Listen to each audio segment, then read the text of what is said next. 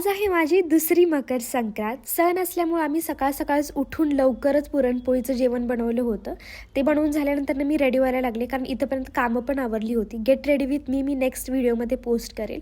पहिल्यांदा face mask लावला होता, त्यानंतर साडी वगैरे वेअर केली। लास्ट इयरला मी दुबईमध्ये होते आणि मनासारखं की नाही सेलिब्रेशन झालंच नव्हतं, कारण की कोणीच नव्हतं आणि मला त्यातलं काहीच माहिती नव्हतं। या साडीवरती लगेच ज्वेलरी पण फिक्स होत नव्हती, कारण थोडंसं कॉपर साईडमध्ये येतं ह्याचा काठ। त्यानंतर पटकन आवरलं, मेकअप पण झाला होता, फास्ट हेअरस्टाईल केली आणि इथंपर्यंत माझं ज्वेलरी मेकअप सगळं झालं होतं। कसा लुक वाटतं हे तुम्ही मला कमेंटमध्ये नक्की सांगा, तुम्हाला आवडलं की नाही। हेअरस्टाईल वेगळी करायची माझी इच्छा होती, पण नेहमीसारखं माझ्या केसांनी मला धोका दिलेला आहे। असं तुम्हाला बॅक कॅमेऱ्याने पण दाखवते की साडी किती मस्त सेट आणि ड्रेप झालेली आहे, कारण की मी आयर्न केलं होतं। PR मध्ये मी आलेले, मी नेल्स पण वेअर केलेले आहेत, किती सुंदर वाटतात बघा।